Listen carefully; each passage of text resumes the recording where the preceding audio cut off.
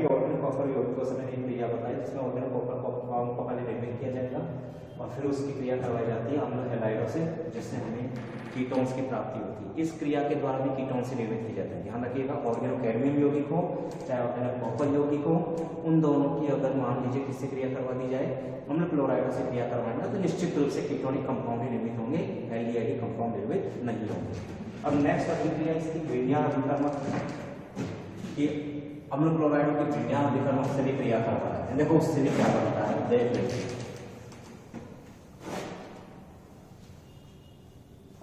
अम्ल क्लोराइड की तीन मेथड, अम्ल क्लोराइड के चार मेथड यूज किए। एक तो उसका अम्ल क्लोराइड ऑप्शन, अम्ल क्लोराइडों की ऑर्गेनो कैडमियम यौगिकों से क्रिया, अम्ल क्लोराइडों की ऑर्गेनो कॉपर यौगिकों से क्रिया, अम्ल क्लोराइडों की ग्रीनियर अभिकर्मक से RMGX से क्रिया।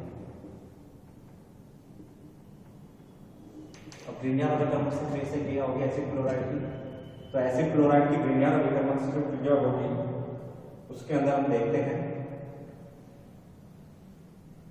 ग्रीनियर अभिकर्मक शुष्क इथीन विलयन में सबसे पहले क्रिया करेगा अम्ल क्लोराइडों से।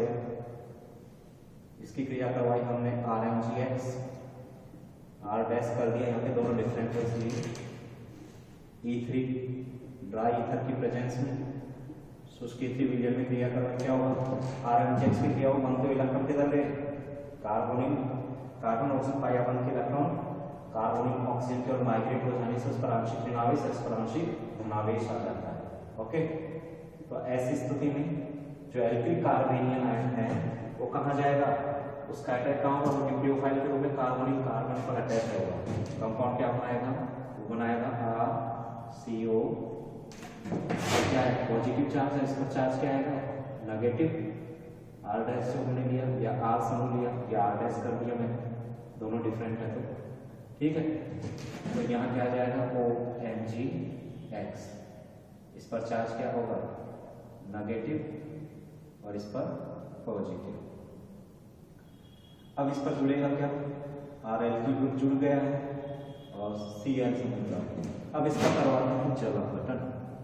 जब इसका जल अपघटन करवाएंगे तो जल अपघटन पर क्या होगा, यहाँ H यहाँ OH, क्या निकल जाएगा, यहाँ से निकल जाएगा MgOHX, पृथक हो गया, क्या आ गया H तो R dash CrCl and then OH। अब इसके बाद इसमें रीअरेंजमेंट होगा और रीअरेंजमेंट में क्या हो जाएगा, क्या निष्कासित हो गया HCl, और HCl निष्कासित होकर के प्रोडक्ट क्या बनाएगा, ये प्रोडक्ट बना लेता है CR double bond O, ketones का निर्माण करते हैं। यानी अम्ल क्लोराइड की ग्रीनियर अभिकर्मक से भी हम क्रिया करवा दें तो कीटोन्स निर्मित होते हैं। अगर यह फार्मल क्लोराइड नहीं होता, चूंकि मैं पहले बोल चुका हूँ फार्मल क्लोराइड ऐसा ही होता है, तो एसिड क्लोराइड का हमने यूज करना है। एग्जाम्पल इसके ऊपर हम देख लेते हैं। एक एग्जाम्पल मैंने काम में लिया CH3 CH2 COCl प्रोपेनोइल क्लोराइड, ठीक है,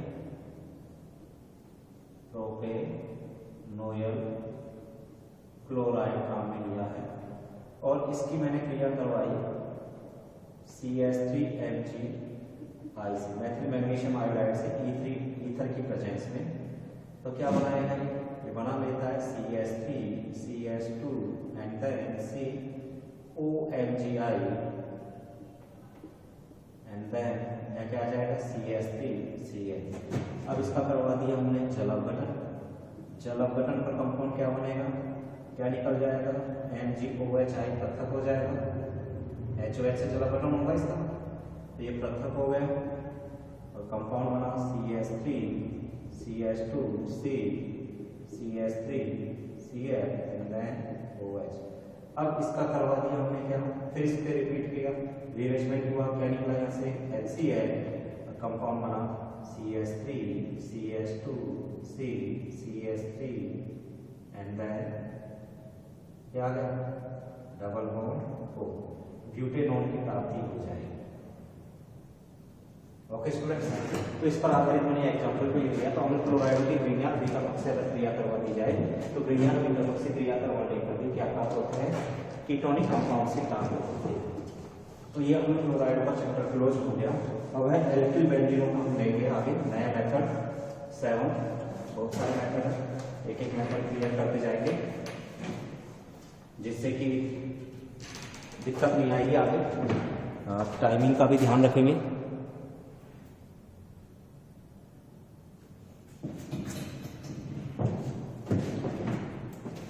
अब देखते हैं नेक्स्ट मेथड कहाँ पे ले हैं। ये तो हो गया 6, नेक्स्ट है 7th मेथड। अब हमें इसकी क्रिया किससे करवानी है, जिससे भी हम प्राप्त हो। तो बहुत सारे मेथड्स हैं ऐसे तो, लेकिन जनरल वे में हम देख लेते हैं जो इजी वे में जल्दी हो जाए। एल्किल बेंजीनों के ऑक्सीकरण से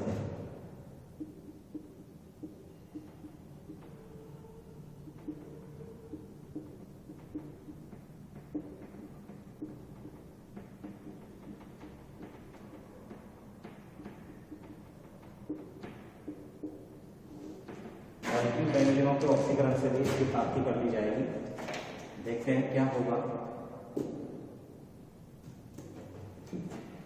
एल्किल बेंजीनों के ऑक्सीकरण से किस प्रकार होगा। हम ये जानते हैं कि एल्किल बेंजीनें जो होती है, एल्किल बेंजीनों के पूर्ण ऑक्सीकरण अगर करवा दिया जाए तो सामान्यतः सारी की सारी जो एल्किल बेंजीन होंगी, एरोमेटिक हाइड्रोकार्बन्स होंगे, जो भी एल्किल बेंजीनें होंगी, एल्किल बेंजीनों के पूर्ण ऑक्सीकरण से बेंजोइक अम्ल ही प्राप्त होते हैं। ध्यान रखिएगा स्टूडेंट्स, एल्किल बेंजीनों के पूर्ण ऑक्सीकरण से केवल बेंजोइक अम्ल की ही प्राप्ति होती है, परंतु विशिष्ट परिस्थितियों में कुछ विशिष्ट अभिकर्मकों का प्रयोग करके इन्हें किसमें परिवर्तित किया जा सकता है, इनसे कार्बनिक यौगिकों की भी प्राप्ति कर ली जाती है। यानी अगर हम एल्किल बेंजीन काम में लेंगे तो चूंकि मैं पहले भी बोल चुका हूं कि एल्किल बेंजीनों के पूर्ण ऑक्सीकरण पर बेंजोइक अम्ल बनते हैं, लेकिन विशिष्ट परिस्थितियों में कुछ विशिष्ट अभिकर्मकों की उपस्थिति में इनसे एल्डिहाइड्स भी निर्मित होते हैं। क्या निर्मित होंगे, विशिष्ट परिस्थितियों में ही होंगे। तो विशिष्ट परिस्थितियों में वैसे तो इनके पूर्ण ऑक्सीकरण पर बेंजोइक अम्ल प्राप्त होगा, परंतु विशिष्ट परिस्थिति में इनसे क्या प्राप्त होते हैं, एल्डिहाइड भी प्राप्त करवा लिए जाते हैं। अब इसमें कुछ अभिक्रियाएं देखते हैं जो एरोमेटिक एल्डिहाइड्स प्राप्त होंगे। इसमें फर्स्ट मेथड हम देखते हैं एसिडिक एनहाइड्राइड में अगर इसकी क्रिया करवा दी जाए, किससे, क्रोमिक एनहाइड्राइड से, तो क्या होगा। मैंने एग्जांपल लिया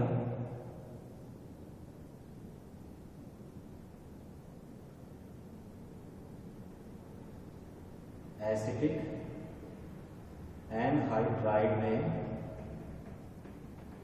क्रोमिक एनहाइड्राइड द्वारा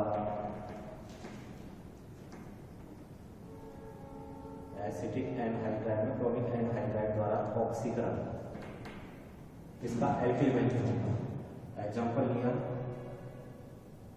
C6H5CH3। एग्जांपल किसका है, टोलुइन का है, मेथिल बेंजीन टोलुइन। और इसका एसिटिक एनहाइड्राइड विलायक इसके द्वारा क्रोमिक एनहाइड्राइड द्वारा इसको जब ऑक्सीकृत करवाया गया तो क्या देखा गया, ऑक्सीकृत करवाने पर किसकी प्राप्ति हुई, बेंजीन की प्राप्ति होती है।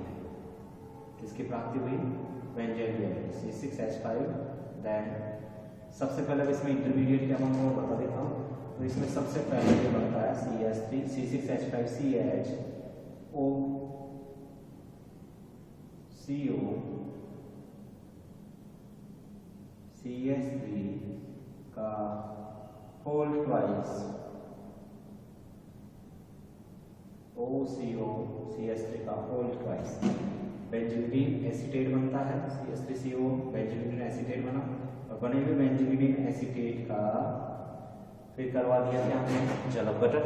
तो बेंजीन एसीटेट का जब जलपघटन करवाएंगे तो कंपाउंड क्या प्राप्त हो जाएगा, C6H5 एंड देन CHO प्राप्ति हो जाएगी।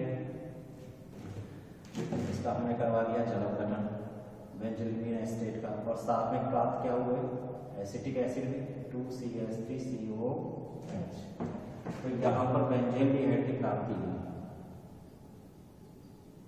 ओके स्टूडेंट्स, बेंजीन की प्राप्ति हुई तो हम ये कह सकते हैं कि निश्चित रूप से अभिक्रिया जो करवाई जा रही है वो सही है।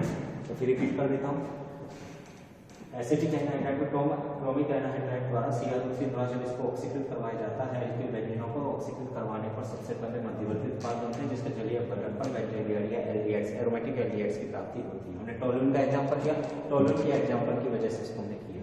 अब इसी में दूसरा मेथड आता है द्रव प्रावस्था में ऑक्सीकरण। ये तो था एसिटिक एनहाइड्राइड मीडियम मिलाकर क्रोमिक एनहाइड्राइड द्वारा ऑक्सीकरण।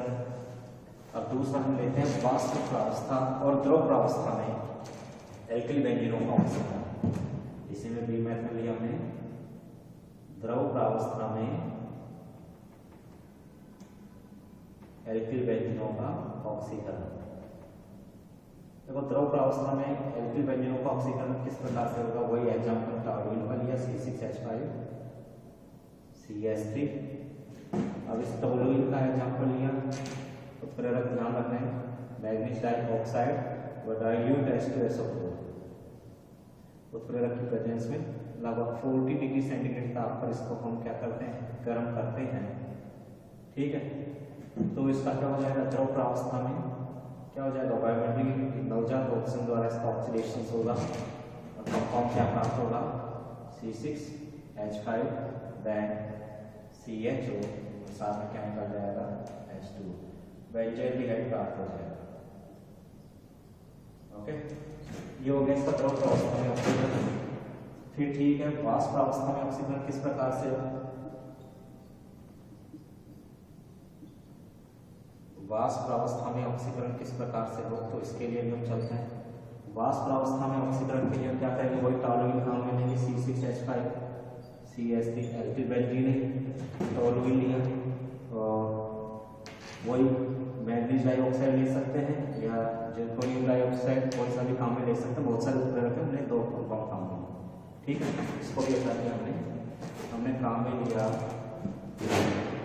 Manganese dioxide MO2O3 molybdenum dioxides या ZiO, कोई सा भी ले सकते हैं। इन तीनों में से कोई सा लेना है। अति उच्च ताप 500 डिग्री सेल्सियस ताप पर ये संपन्न होती है और वाष्प अवस्था में टॉलुइन वाष्प में जब बायोमोलिकुलर ऑक्सीजन द्वारा इसका ऑक्सीडेशन हो जाएगा, कंपाउंड क्या बनेगा, C6H5 एंड देन CHO, इसका ऑक्सीडेशन होकर के बेंजीन प्राप्त होगा और साथ में क्या निकल जाएगा, H2।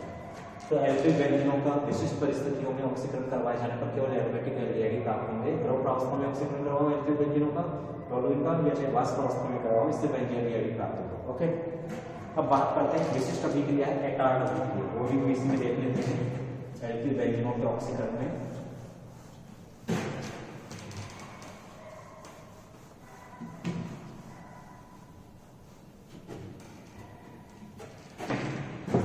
और था हमारे पास में ABCD, हम एटार्ड अभिक्रिया।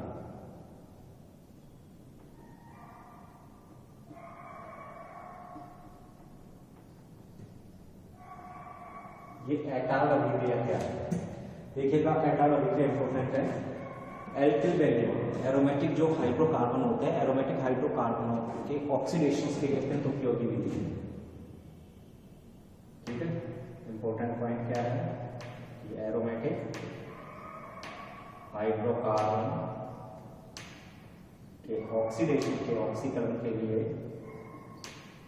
एरोमेटिक हाइड्रोकार्बन के ऑक्सीकरण के लिए अत्यंत उपयोगी विधि है या अत्यंत महत्वपूर्ण विधि। एरोमेटिक हाइड्रोकार्बनों के कार्बन्स के ऑक्सीडेशन के लिए अत्यंत महत्वपूर्ण विधि है। इस विधि में क्या करते हैं, ध्यान रखिएगा, बहुत इंपॉर्टेंट मेथड है एरोमेटिक हाइड्रोकार्बन के ऑक्सीडेशन के लिए। इस विधि में क्या करते हैं, तो इस विधि में क्या होता है, कोई भी एरोमेटिक जो बेंजीन होगी या एरोमेटिक हाइड्रोकार्बन होगा, एल्किल बेंजीन के ऑक्सीकरण के लिए हम इसको यूज करते हैं। वैसे तो एरोमेटिक हाइड्रोकार्बनों के ऑक्सीडेशन के लिए अत्यंत महत्वपूर्ण विधि है। इसमें क्या होता है कि जो एल्किल बेंजीन होगी, उन एल्किल बेंजीनों को अक्रिलाइट CCl4 की प्रेजेंस में हम किससे अभिकृत करवाते हैं, क्रोमियम क्लोराइड से अभिकृत करवाते हैं। तो उस स्थिति में एरोमेटिक हाइड्रोकार्बन या एल्किल बेंजीनों का ऑक्सीडेशन होता है और इसमें ऑक्सीकरण में क्या होता है, एरोमेटिक हाइड्रोकार्बनों में सिरे वाले मैग्नीज समूह का ही ऑक्सीकरण देखने को मिलता है। ओके, तो यह विधि महत्वपूर्ण क्यों है? तो एटारा विधि इसलिए भी महत्वपूर्ण है क्योंकि इसमें एरोमेटिक यौगिकों में उपस्थित मैथिल समूह के ऑक्सीकरण देखने को मिलता है। ओके स्टूडेंट्स, तो टाइमिंग क्या हो रहा है तो ध्यान रखिएगा। तो यह विधि क्यों इंपॉर्टेंट है? एरोमेटिक यौगिकों में उपस्थित मैथिल समूह के ऑक्सीकरण के लिए विशिष्ट विधि है। ओके, एरोमेटिक हाइड्रोकार्बन का ऑक्सीकरण के लिए अत्यंत महत्वपूर्ण है क्योंकि इस विधि के अंदर एरोमेटिक यौगिकों में उपस्थित मैथिल समूह का ऑक्सीकरण होता है। और किस प्रकार से हुआ? एरोमेटिक यौगिकों में उपस्थित मैथिल समूह अगर अंतिम सिरे पर उपस्थित होगा तो उसके ऑक्सीकरण पर किसकी प्राप्ति होगी? मैथिल समूह का ऑक्सीकरण होगा, उसके ऑक्सीकरण पर CHO ग्रुप्स की प्राप्ति हो जाएगी। तो इस सामान्यतः हम ये देखते हैं कि एटारा विधि है क्या। तो एरोमेटिक हाइड्रोकार्बन के ऑक्सीकरण की अत्यंत महत्वपूर्ण विधि है क्योंकि इस मेथड के अंदर एरोमेटिक हाइड्रोकार्बन या एरोमेटिक यौगिकों में उपस्थित मैथिल समूह के ऑक्सीकरण के लिए अत्यंत विशिष्ट है क्योंकि इस विधि के अंदर केवल सिरे वाले मैथिल समूह ही ऑक्सीकृत होते हैं। महत्वपूर्ण विधि क्यों है? क्योंकि इस मेथड में क्या होते हैं? इस विधि में एरोमेटिक हाइड्रोकार्बन के ऑक्सीकरण के महत्वपूर्ण विधि, इस विधि में एल्किल बेंजीनों के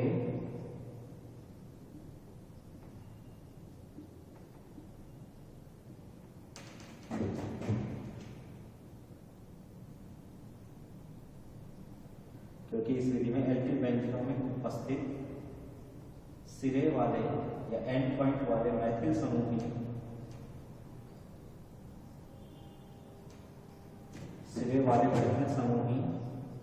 ऑक्सीकृत होते हैं। ये चीज आपको बस ध्यान रखना, कुछ नहीं करना। इस विधि में क्या होता है? एल्किल बेंजीनों में उपस्थित सिरे वाले मैथिल समूह ही ऑक्सीकृत होते हैं। ओके स्टूडेंट्स, अब देखते हैं कि क्या होती है क्रिया। जैसे कि एग्जाम्पल लेकर के समझाएंगे, ज्यादा बेटर। जैसे हमने लिया एथिल बेंजीन, हमने काम में ली, ये हमने काम में ली एथिल बेंजीन। अब इसमें सिरे वाला है मैथिल समूह, तो सिरे वाले मैथिल समूह क्या हो जाएंगे? ऑक्सीडाइज होंगे। CHO ग्रुप क्रिया किससे करवाए? तो इसका ऑक्सीडेशन हुआ CrO2 Cl2 CCl4 विलयन में, और इसके ऑक्सीडेशन पर किसकी प्राप्ति हुई? प्राप्ति हो जाएगी CH2 एंड देन CHO। प्राप्त क्या हुआ? यानी एथिल बेंजीन, जो एथिल बेंजीन थी उससे किसकी प्राप्ति हुई? पहले तो बेंजीन रिएक्ट बन रहा था, अब ये क्या हो गया? बेंजीन कार्बोहाइड्रेट कौन सा हुआ? तो ये कहलाएगा 2-फेनिल एसिटाइलडिहाइड। CH2 CHO ग्रुप का क्रियात्मक समूह आया, तो ये क्या हो जाएगा? प्रतिस्थापी हो गया, तो 2-फेनिल एथेनेन की प्राप्ति हो गई। Okay students, two phenyl ethanone, two phenyl acetaldehyde. Okay, अब हम इसी के अंदर बात कर लेते हैं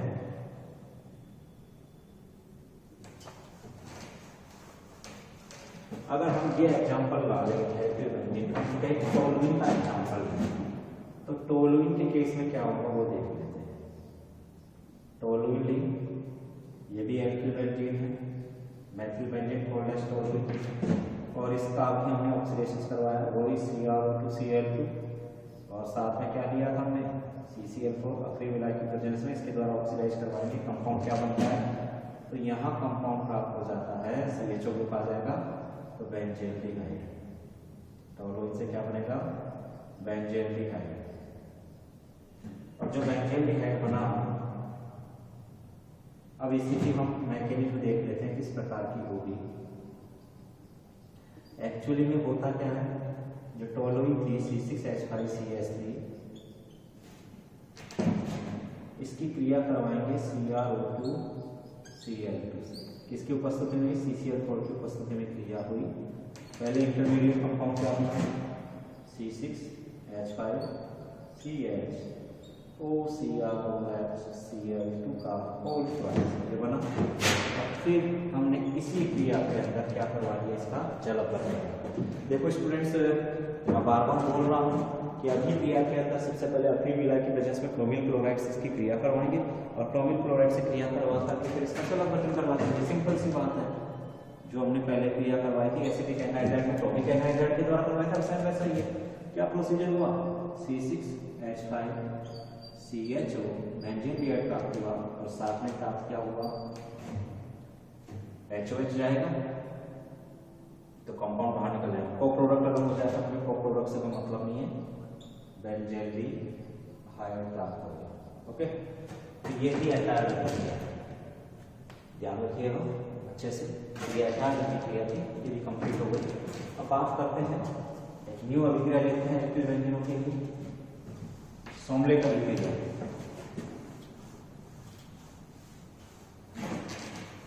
या वर्तमान पक्ष लेते हैं सबसे पहले। हाँ, एल्किल बेंजीन चल रहा है, बेंजीन चल रहा है, बेंजीन उत्पन्न होने के बाद तो एल्किल बेंजीनों में ऑक्सीकरण करवा दिया। इसके बाद में हम लेते हैं कुछ विशेष मेथड एरोमेटिक हाइड्रोकार्बन से, या हम इसके अंदर ही ले लेते हैं। देखो ग्लाइकोल का ऑक्सीकरण करवा दिया, एल्केन नाइट्राइलों का भी करवा दिया, एल्केनों का ओजोनियम अपघटन भी हमारा हो गया, और कौन कौन से हो गए, कैडमियम क्लोराइड से भी हो गया। सक्रिय मैथिलीन समूह युक्त यौगिकों के जल अपघटन से हम देख लेते हैं।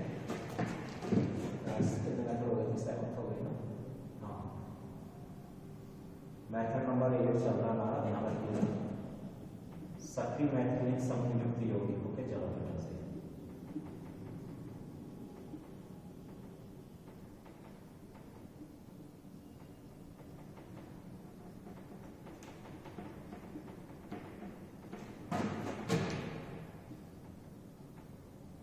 सक्रिय मैथिलीन समूह युक्त यौगिकों के जल अपघटन से, जल अपघटन होता है कीटोन। तो सक्रिय मैथिलीन समूह युक्त यौगिक जिनमें मैथिलीन समूह के सक्रिय मैथिलीन समूह की उपस्थिति पाई जाती है, जैसे एसिडोएसिटिक एस्टर।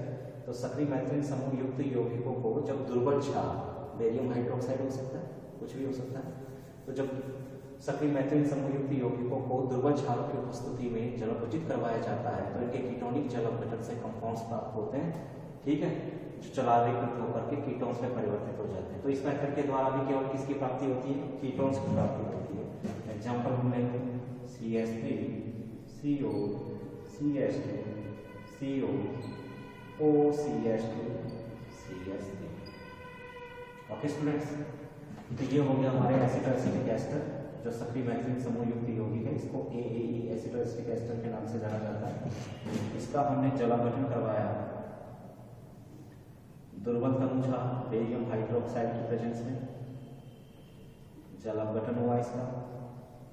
तो बेरियम हाइड्रोक्साइड की प्रेजेंस में जब इसको जलापघटित करवाएंगे तो जलापघटन कराएगा कीटोनिक जलापघटन। अब इस कीटोनिक जलापघटन की क्रिया क्या होगी, HOH के साथ जलापघटन करवाएंगे तो क्रिया में देखिएगा इस तरह से क्रिया होगी, HOH है ये समूह वाला और ये समूह वाला, यानी ये अलग हो जाएगा। ओके स्टूडेंट्स, तो इसके कीटोनिक जलापघटन प्राप्त हो जाएगा। H किससे जुड़ेगा, CH2 से। तो कंपाउंड क्या प्राप्त हुए, एक तो प्राप्त हुआ CH3 CO CH3 कीटोन्स प्राप्त हुआ, साथ में क्या निकली CO2 रिलीज हुई, एंड देन एथेनॉल की प्राप्ति हुई। अभिक्रिया मिश्रण में बने एल्कोहल को अभिक्रिया मिश्रण से पृथक कर लिया जाएगा, तो यहाँ पर प्राप्त हुआ प्रोपेनॉल या एसीटोन। तो सक्रिय मैथिलीन समूह युक्त यौगिकों का दुर्बल क्षारों की उपस्थिति में कीटोनिक जलापघटन करवाने पर कीटोन्स की प्राप्ति होती है, ठीक है। तो सक्रिय मैथिलीन समूह का जलापघटन क्या करेगा, जिसमें कीटोन्स प्राप्त होंगे, कीटोनिक जलापघटन। तो ये मेथड हो गया आपके एड। दूसरा मेथड हम लेते हैं, ये तो हो गया सक्रिय मैथिलीन समूह युक्त यौगिकों से। एलो एल्केनों के ऑक्सीकरण से भी हम देख लेते हैं।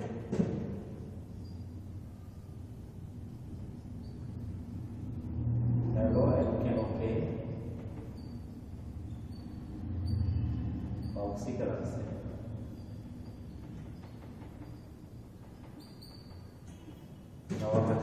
हेलो एल्केनों के ऑक्सीकरण से। देखो हेलो एल्केन एक तो होती है 1 डिग्री हेलो एल्केन और एक होती है 2 डिग्री हेलो एल्केन। हम दोनों की बात कर लेते हैं। तो 1 डिग्री हेलो एल्केन की तो ये आ गई विशेषता CH2X और 2 डिग्री हेलो एल्केन की विशेषता ये आ गई CHX। इधर भी कोई कार्बन समूह जुड़ा हुआ हो जैसे ये लाइट H। तो ये तो हो गया 2 डिग्री कार्बन। अगर हेलोजन समूह 2 डिग्री कार्बन पर बंधित है तो 2 डिग्री हेलो एल्केन, अगर 1 डिग्री कार्बन पर बंधित है तो 1 डिग्री हेलो एल्केन। तो 1 डिग्री हेलो एल्केन हो चाहे 2 degree halo alkane. 1 degree halo alkane से क्या बनेंगे, एल्डिहाइड्स प्राप्त होते हैं ऑक्सीकरण पर। 1 डिग्री हेलो एल्केनों का डाइमिथाइल सल्फोक्साइड से जब ऑक्सीडेशन करवाते हैं तो इसके द्वारा ऑक्सीकृत करवाए जाने पर इन दोनों से क्या क्या बनेंगे वो देख लेते हैं। अगर 1 डिग्री हेलोएल्केन है तो उससे तो प्राप्त होगा क्या, एल्डिहाइड, और अगर 2 डिग्री हेलोएल्केन है तो डाइमिथाइल सल्फोक्साइड के साथ ऑक्सीडेशन से उससे प्राप्त होगा कीटोन। ओके स्टूडेंट्स, देखते हैं किस प्रकार से होगा।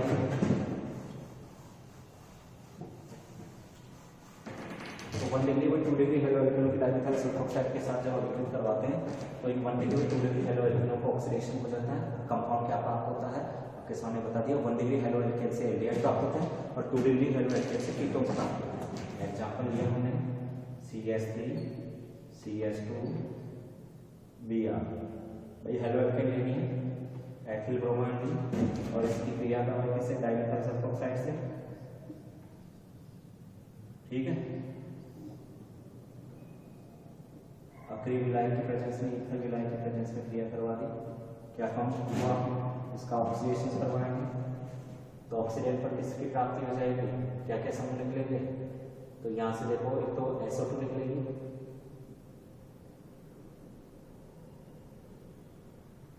नहीं SO2 नहीं निकलेगी,